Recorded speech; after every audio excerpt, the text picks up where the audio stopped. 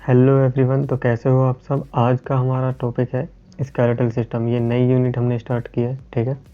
तो सबसे पहले हम बात करेंगे इसमें बोन की। बोन क्या होता है? हड्डियाँ। तो बोन क्या होता है? कनेक्टिव टिश्यू होता है, ठीक है। स्पेशलाइज्ड कनेक्टिव टिश्यू होता है। स्पेशलाइज्ड क्यों होता है?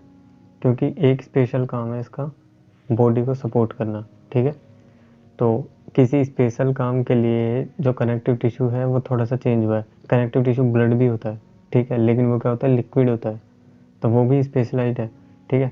ऐसे ही ये स्पेशलाइज्ड है किस चीज़ के लिए? सपोर्ट करने के लिए। तो इसलिए बोन को एक स्पेशलाइज्ड स्ट्रक्चर होता है। हाईली वेस्कुलर होता है। मतलब हाईली वेस्कुलर का मतलब है कि आर्टरीज, वीन्स जो है इनका ब्लड सप्लाई जो है चलता रहता है, ठीक है। ब्लड सप्लाई काफ़ी अच्छा होता है बोन का, तो इसलिए हाईली वेस्कुलर होता है। मिनरलाइज्ड होता है। मिनरलाइज क्यों होता है? क्योंकि इसके अंदर कैल्शियम, फॉस्फेट ये सब स्टोर होता है, ठीक है। स्टोर करके रखती है बोन, और इसलिए इसे मिनरलाइज कहते हैं। और कनेक्टिव टिश्यू तो ये है ही, ठीक है। तो बोन समझ आ गया होगा आपको क्या है। देन उसके बाद बात करते हैं फंक्शंस की। बोन का फंक्शन क्या है? ऑर्गन्स को प्रोटेक्ट करना, ठीक है। हीमोपोइसिस करना। हीमोपोइसिस मैंने वीडियो बना रखी है, आप जाके देख सकते हो क्या होता है। मैं शॉर्ट में बता देता हूँ। हीमोपोइसिस क्या है? आरबीसी, वो हीमोग्लोबिन का फॉर्मेशन, ठीक है। इसे कहते हैं हीमोपोइसिस। तो हीमोपोइसिस कहाँ होता है? बोन के अंदर होता है, ठीक है, रेड बोन मैरो में। देन अब बात करते हैं प्रोवाइड फ्रेमवर्क टू बॉडी, यानी बॉडी को एक अच्छा ढांचा बना के देता है ताकि उसे सपोर्ट मिले, ठीक है। अटैचमेंट साइट होता है किसके लिए? टेंडन के लिए और मसल्स के लिए। मसल्स जो है बोन पर ही आके अटैच होती हैं। अगर बोन्स नहीं होंगी तो मसल्स कहाँ अटैच होंगी, ठीक है। टेंडन्स जो होते हैं दो बोन्स को मसल से कनेक्ट करते हैं, ठीक है। दो चीज़ होती है, एक होता है टेंडन और एक होता है लिगामेंट, ठीक है। तो लिगामेंट क्या होता है? बोन के बीच में होता है, दो बोन के बीच में। और टेंडन क्या होता है? बोन के और मसल के बीच में होता है, ठीक है। तो टेंडन के अटैचमेंट की साइट है ये, ठीक है। बोन नहीं होगा तो मसल्स किससे अटैच होंगी। देन उसके बाद मिनरल स्टोरेज करता है, मैंने आपको अभी बताया मिनरलाइज कनेक्टिव टिश्यू है। मेंटेन करता है कैल्शियम लेवल्स को ब्लड में, ठीक है, और पूरी बॉडी में। देन उसके बाद करते हैं allow movement of body as a whole. पूरी बॉडी एक साथ मूव कर पाती है। जब आप रनिंग करते हो तो आपके हाथ पैर सब एक साथ मूवमेंट करते हैं, ठीक है। तो ये सब बोन की वजह से पता है। अगर बोन नहीं होगी तो आपका एक हाथ पहले आगे जा रहा है ना, एक पैर पहले आगे जा रहा है, दूसरा पैर बाद में जा रहा है, एक कोऑर्डिनेशन नहीं हो पाएगा, ठीक है। तो इसलिए बोन का जो है बहुत बड़ा रोल है हमारे स्केलेटल सिस्टम में। देन उसके बाद अगर हम स्टार्ट करें टाइप्स ऑफ बोन, ठीक है। टाइप्स ऑफ बोन में आज हम बात करने वाले हैं लॉन्ग बोन की पहले। तो लॉन्ग बोन्स क्या होती हैं? जिनकी लेंथ जो लॉन्ग बोन्स वो होती है जिनकी लेंथ उनकी ब्रेथ से ज़्यादा होती है। मतलब उनकी लंबाई जो होती है उनकी चौड़ाई से ज़्यादा होती है, ठीक है। उन्हें हम कहते हैं लॉन्ग बोन्स। फंक्शन क्या होता है इसका? इसका फंक्शन होता है कि ये लीवर्स का काम करती है, मतलब अटैचमेंट का काम करती है मसल्स के लिए। देन उसके बाद वेट बियरिंग होती है, मतलब बॉडी का पूरा वेट संभालने में ये रोल प्ले करती है, हेल्प करती है, ठीक है। एग्जाम्पल के तौर पर आप देख सकते हो ह्यूमरस जो हमारे हाथ में होती है ना, radius, and then femur. Femur सबसे लॉन्ग बोन जो होती है, थाई बोन जिसे बोलते हैं, ठीक है। अल्ना, टिबिया ये हाथ की बोन्स हैं, है ना। तो टिबिया पैर की बोन है। देन उसके बाद ये सारी क्या होती हैं? बोन्स है जो बॉडी को सपोर्ट कर रही है। ये लेग में होती है बोन, ठीक है।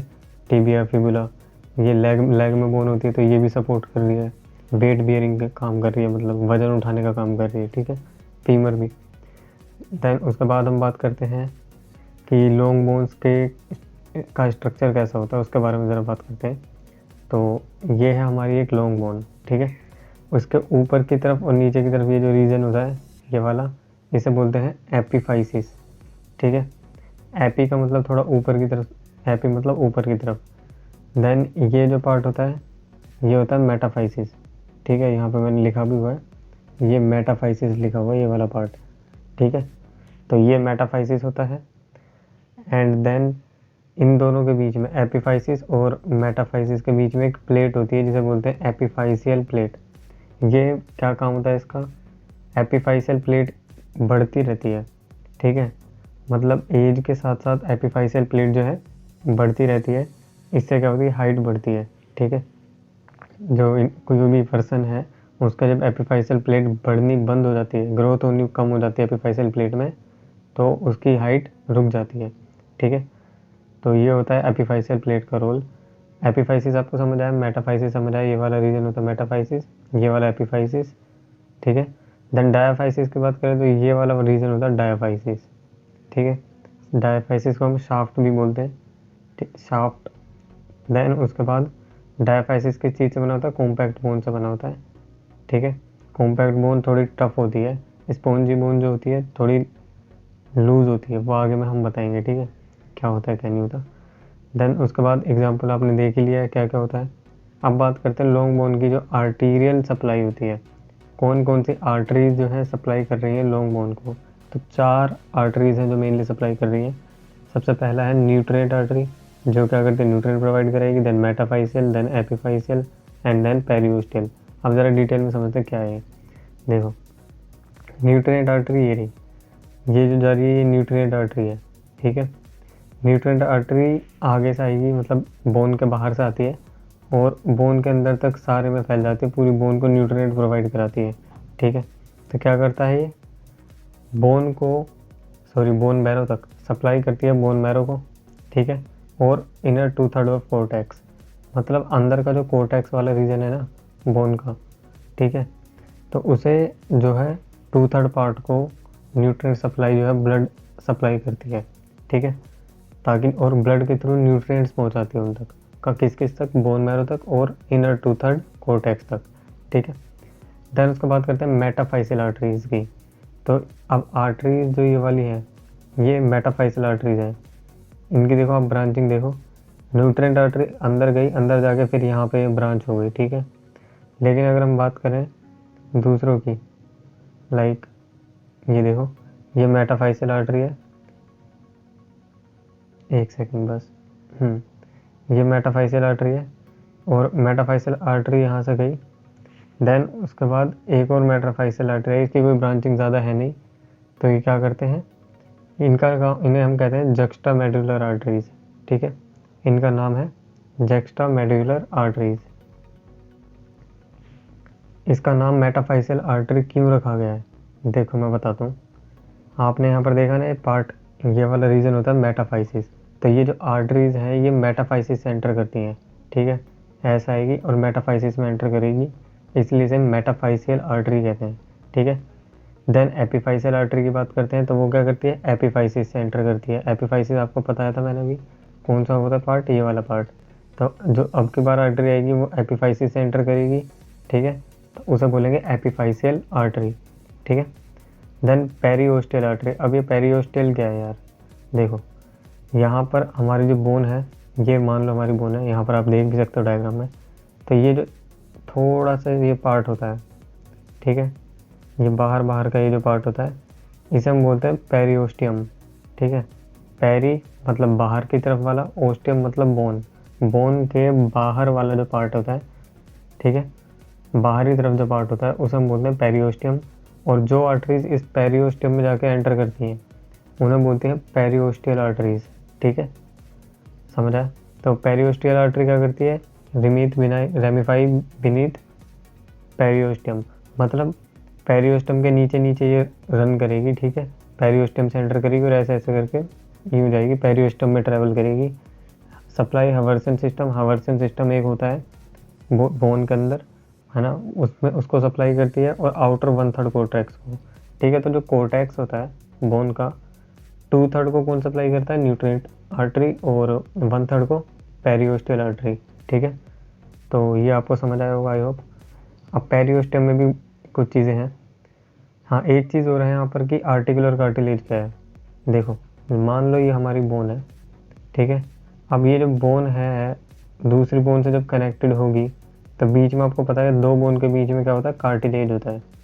ठीक है, तो कुछ कार्टिलेज होता है ताकि वो फ्रिक्शन को प्रिवेंट करा जा सके। तो वो कार्टिलेज, आर्टिकुलर कार्टिलेज जो होता है वो हाइलिन कार्टिलेज होता है, और दोनों बोन्स के बीच में जो कार्टिलेज प्रेजेंट है वो बनता किससे, वो अब बात करते हैं। ये जो कार्टिलेज है ना, ये लॉन्ग बोन के एंड पे मिलता है हमेशा, मतलब आपको साइड में नहीं मिलेगा, ये इस तरफ नहीं मिलेगा, ये हमेशा कोने पे मिलेगा, लॉन्ग बोन के एंड पे, ठीक है।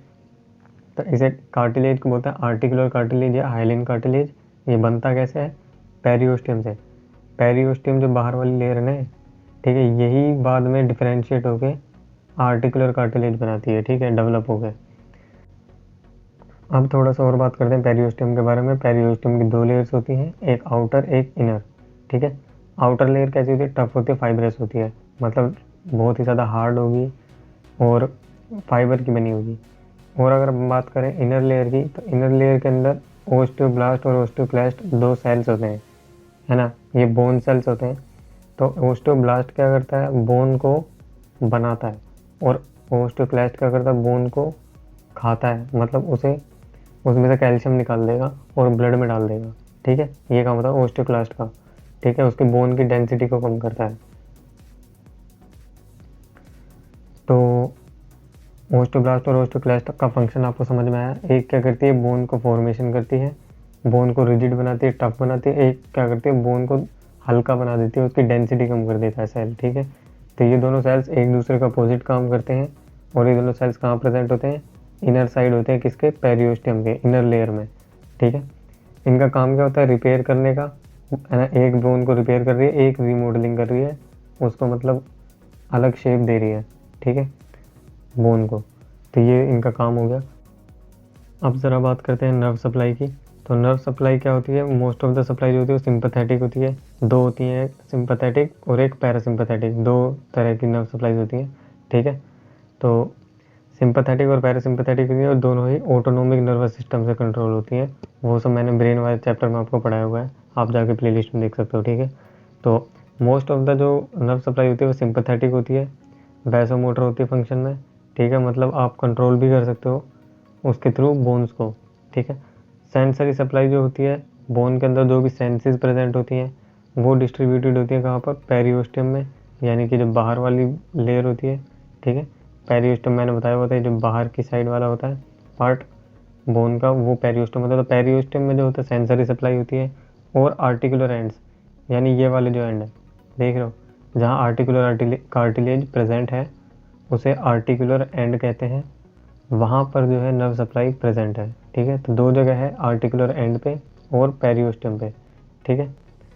तो आई होप आपको ये समझ में आया होगा आज की वीडियो, और कल हम बात करेंगे अगली वीडियो में किसके बारे में? शॉर्ट बोन्स के बारे में। नहीं तो आज ही बात करेंगे तो बहुत लॉन्ग हो जाएगा।